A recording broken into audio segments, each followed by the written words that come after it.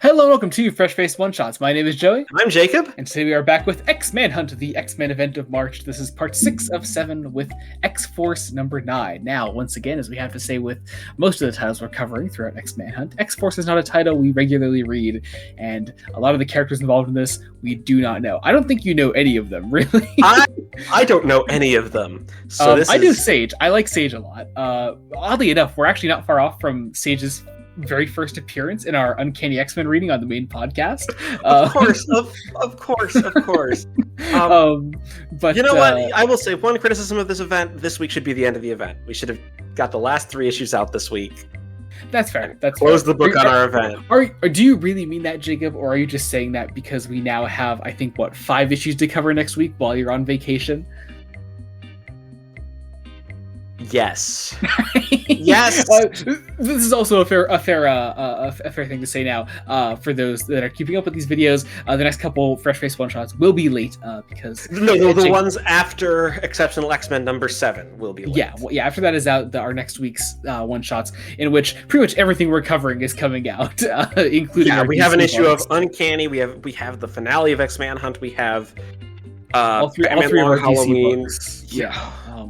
They're all coming out next week, so they're all going to be late because Jacob is on vacation with family. So that it is what it is. It happens. Even if I could get a quiet place, I am not dragging my recording setup to vacation with me. Oh yeah, exactly. I am not reading anything for the podcast on vacation because I'm not dragging my notes onto a beach. Because I do also want to take this opportunity as we're at the start of our next week of X-Men Hunt coverage. Since a couple of things have happened, I just want to give a quick shout out to apparently X-Men creators that have been checking out our reviews and enjoying them. To Gail Simode, who watched our stuff a while back, and Mariwa Iodel, I believe I'm pronouncing that correctly, writer of Storm, who checked out our Storm review. Thank you both so much, and just the fact that X-Men creators are aware of our reviews is awesome, and we hope we've been nice enough to them. So this event has been great, and we're having a great time with it.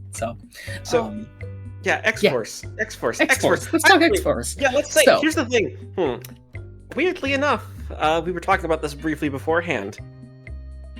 Somehow, every book except NYX has managed to hook me, and I've been able to follow in some way. And I think, if nothing else, this and X Factor have been the biggest testaments, I think, to proving our issue, proving that our issues with NYX were not strictly because of our lack of familiarity with those characters. Yeah.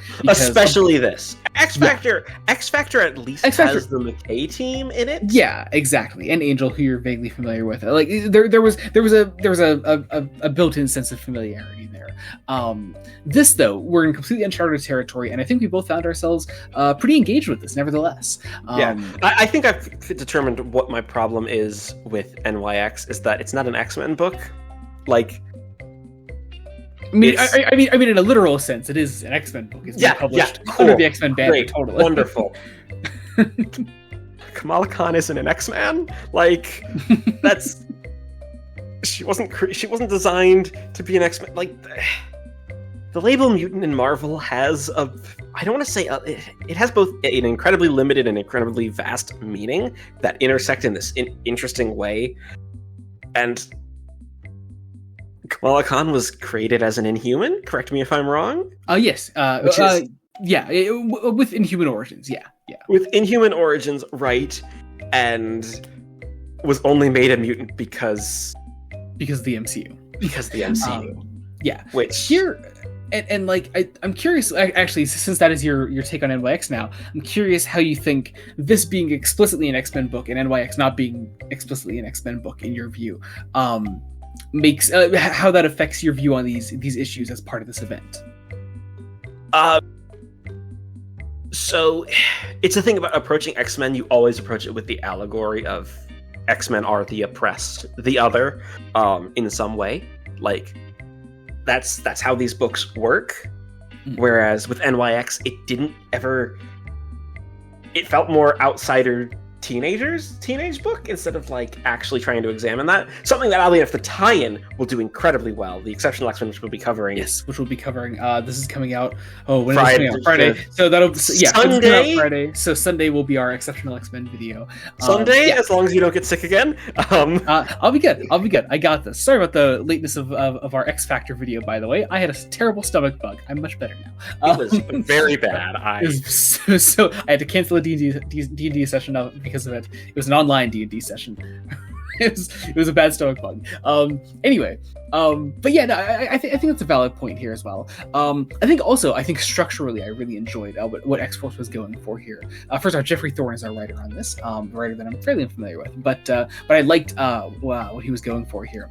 Also, Marcus Toe is the artist who, and we've done Marcus Toe before, haven't we? We have. I'm trying to remember what exactly. I can't remember what now. I know we've talked about it before. Here's the problem. Here's the problem.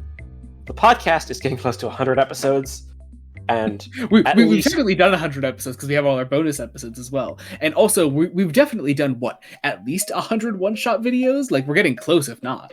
I haven't counted. Oh, right. He worked on the Flash. That is correct. You are correct. But yeah, so we have a great team on this, and structurally, I really like this issue because we're essentially splitting our book, this issue in half of like two halves. Stuff that is especially relevant to X-Manhunt, and stuff that is clearly more relevant to just X-Force. And I like that our X-Manhunt tie-in in particular is about really just one character. It's about Sage, and the rest of our X-Force team is relegated to this other plotline where they're fighting this monster. I'm not quite sure what's going on. It was fun. There were fun little character moments. Colossus was there. That was nice.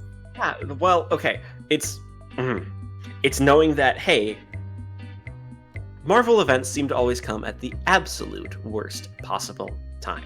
You are correct. Like, we can't, and Geoffrey Thorne cannot derail his book to really do change this. So essentially, one half of this is an extended fight scene against a... I don't know what this thing is. What is this thing? I don't know. I mean, obviously, because we're jumping in on a book that we have like really no context for right now. I don't really know. It's it is what it is, I guess. I don't know. I can't really help you much with it.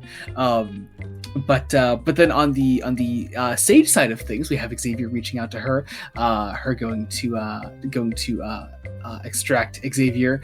Meet with. She's also on the outs with X-Force as a team. Like, there's some drama there. Thank you for the recap paragraphs in these books. Helpful, ever so helpful. Oh, so the monster is called Rampage. That's it. Yeah. Simple. And the villain is called La Diablo. So this is I actually liked all of the fights, and the artwork's nice. You get a sense of who these characters. You get a vague sense of who these characters are and what their team dynamics are. Yeah, honestly, just successful tie-in issue. It tells you enough of the event story that you're actually reading, and if you're not familiar, it gets you potentially interested in reading more. It's fine. It's good. Again, similar praises for Storm and for X Factor previously. And X-Men and. Yeah, obviously we had a lot more familiarity with Jed MacKay's X-Men. Yeah, you especially, because you'd been reading that, but dropped it. I did drop it. I apologize for that, Jed. Much love to you. Love your Moon Knight. But yeah, we have Sage and Xavier having the Krakoan resurrection egg here. We finally find out what is inside the Krakoan resurrection egg. And which is Jacob, you should. I should have. It feels like we really should have seen this coming. We really should have seen this coming. I'm sure others did. We had nothing. We were stupid. In my defense, I've only read 3 volumes of Claremont X-Men, and I've barely met this character. That's true.